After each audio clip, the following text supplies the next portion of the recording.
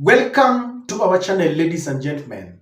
Politics is simply a game of minds. It's just a mind game. In politics, you don't need to work hard. You simply need to work smart. In fact, the only thing you need to know is your opponent. How do you deal with your opponent? And in politics, every politician in this world has got a price tag. There is no one who does not have a price tag. And if there is one person who has studied his opponents, it is none other than William Samoei Ruto. And he knows how to deal with them. William Ruto worked with Moi. He studied this kind of politics. He worked with Mwai Kibaki. He worked with Raila Odinga the longest time. He worked with Uhuru Kenyatta. And that is why he has managed to maneuver through all the government. And William Ruto understands one thing about Raila Odinga. Raila Odinga has been given this name as statesman, so that when he has fought for something and is about to reach the promised land, he will always compromise. Now today, we were treated to a lot of theatrics after the Speaker of the National Assembly declared the Kenya Kwanza as the majority party. And Junet Mohamed told us that it is going to be messy, it is going to be noisy. In fact, some of us had even started that William Ruto is staring at an impending impeachment because we thought the ODM is really mad, the Azimio is vexed, they're about to take action, William Ruto is going to regret the decision. But it is now coming out that that could have just been the usual theatrics. Arising from foregoing, the Kenya Kwanza coalition is the majority party, and the Azimio la Umoja One Kenya coalition party is the minority party in the House. But let me tell you something.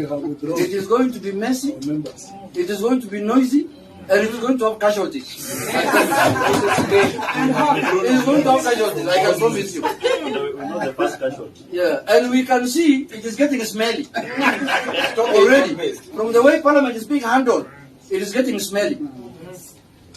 Mwangu can see it also. We don't feel any broad-based arrangement in Parliament. No, there is nothing. Broad-based is in the executive only.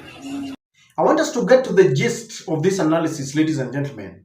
And we were told after all this messy affair, Jeff Koinange of Citizen TV in the famous show JKLive, Jeff Koinange Live, had invited the majority leader Kimani Ichung'wah and the majority leader Junet Mohamed. And we expected fireworks. It was a show that people were waiting for. In fact, this is what Jeff had posted. For those who follow Jeff Koinange's X handle, Jeff had posted that if it's Wednesday, you know it's JKLive at Citizen TV Kenya from 9 p.m. Tonight, the battle of the majorities versus the minorities. Who is really in charge of Bunge? We have majority leader Kimani Ichung'wah and minority Lisa Junet Mohamed. Spread the word. Spread the word. So people had really been waiting. They were looking forward to this show. They were looking forward to hear the facts about the court rulings and whether court orders or court declarations really matter. People really wanted to understand what exactly does it mean to be in the broad-based government. Then do you know, we are being informed by Jeff himself because Jeff had been waiting. You know, people start tweeting even early before these people arrive. Then Jeff tells us that Kimani Ichung'wah and Junet Mohamed told him, "We are sorry we are not coming because we have been summoned to State House." By who? You know, President William Samoei Ruto. And you know, if it's Wednesday, it's all about those three letters on the keyboard that follow each other. JKL. Thanks so much for joining us on this Wednesday. In fact, here's the story. You'll enjoy this. We had invited the majority leader of Parliament, Kimani Ichung'wah, and minority leader, Junet Mohamed, to come on the show to talk about what the High Court ruled and what the Speaker overruled. They both agreed they were coming to the show. But guess what? They called us about half an hour ago and said they had been summoned to State House. Do the math. They're not coming. Your guess is as good as mine. As we delve on this matter, allow me to request you to subscribe to our channel. Click the notification bell to allow YouTube to notify you whenever we release a video like this. Kindly like and share our videos. Thank you very much for your continued support. Ladies and gentlemen, I want us to understand that the two people who negotiated for the broad-based government were not Junet Mohamed or Anyang' Nyong'o or Simbarati or Orengo or Kimani Ichung'wah or Murkomen. They were Raila Amolo Odinga and William Samoei Ruto, period. And everything that happens in the broad-based government depends on their approval, on their decisions. And so, for William Ruto to have that audacity to summon Junet Mohamed, then you can almost guess what I'm guessing. Because for Kimani Ichung'wah, he can summon Kimani. Kimani is in the Kenya Kwanza team. He's the majority leader of the government side. But Junet Mohamed is the minority leader. So if William Ruto summons Junet Mohamed, he can decline. Now, when you see him missing this show, it means that they accepted to meet in State House. And that means that Raila Amolo Odinga had approved of that meeting. Because if Raila refused and told Junet Mohamed, don't attempt, he wouldn't have. In fact, Junet would have loved to come to the show to spill the beans, to tell us how this parliament has been captured, to reveal to us how William Ruto, the executive arm and the legislative arm, do not want to adhere to court orders. But what did he do? He decided to keep away from the cameras and obeyed the summons in State House. So I want to believe that it was Raila Amolo Odinga who gave the green light to this meeting. Number two, I have told you that you need to know your opponents and how to deal with them. And William Ruto has studied this man called Raila Amolo Odinga. William Ruto could have summoned this meeting yesterday before the ruling, because obviously there was a controversy.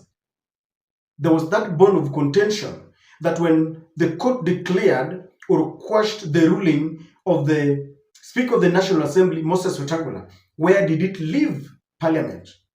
At what position? Because the ODM or the Azimio was arguing that court rulings are final. You either obey them or appeal. But the Kenya Kwanza team was saying that that ruling simply meant that it took them to status quo before Moses Wetangula gave that declaration. So William Ruto could have summoned them if he really wanted them to have some kind of peace, of dialogue. But what did he do? Deliberately, in a very calculated political scheme, he allowed Moses Wetangula to deliver the ruling in Parliament.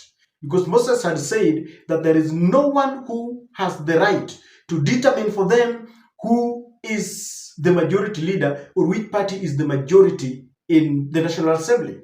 So William Ruto waited for that ruling to be made. Then he now summons these two people. He summons the two leaders, Honorable Ichung'wah and Honorable Junet Mohamed. Very calculative. And so, what do you think is going to be spoken? What do you think William Ruto is going to tell them in State House? Number one, they are going to be reminded that they are in broad-based government. They are going to be reminded that they have got a bigger target that they should not fight about the minority or the majority, seat. And I believe that Junet is going to be told to lead his side and tell them not to go to court because they wanted to go to appeal the ruling by the speaker. So Junet is going to obey the summons, and after that meeting, they must come up with something. There must be a narrative. In politics, if you want to convince your people, they had made people believe that William Ruto is a liar, Wetangula is bad, he does not obey court orders, and people were already beginning, tension was already beginning, people were talking about impeachment motion against William Samoei Ruto. And so they have to form a narrative. I don't know what kind of narrative they're going to come up with, but they're going to form a narrative. We are waiting to see a narrative that will try and justify why Junet Mohamed and the Azimio fraternity have decided to let things work the way they are. And you will see it. William Ruto also decided to meet Junet Mohamed immediately after that court ruling. After the ruling of the National Assembly Speaker. Because he knew very well that Wamunyoro is waiting, he could as well decide to meet the ODM fraternity. In politics, you cannot rule out that some people are perpetual and permanent enemies. And William Ruto knows very well that he's living in a very delicate situation now. He had to act very fast to meet them, to try and calm things down. There is a possibility that brown envelopes are going to change hands. In politics, I told you, no one or everyone has got a price tag. And so, ladies and gentlemen, when you see Junet going to State House, you never know. You cannot rule out the possibility of money exchanging hands to cool things down. Everyone is in politics, number one, for their own self-aggrandizement, for their own benefit, then the family, then friends, and then the others. So there is that possibility. The bottom line is the Azimio fraternity, led by ODM, will not fight for their rightful share.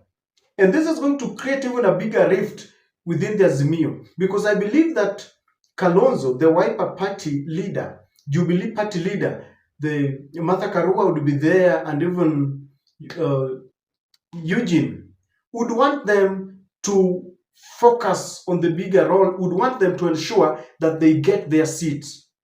But ODM, as usual, because when they went to government themselves without inviting the other Azimio leaders, they are going to stand as an obstacle to the Azimio in their quest to get justice as far as the court ruling.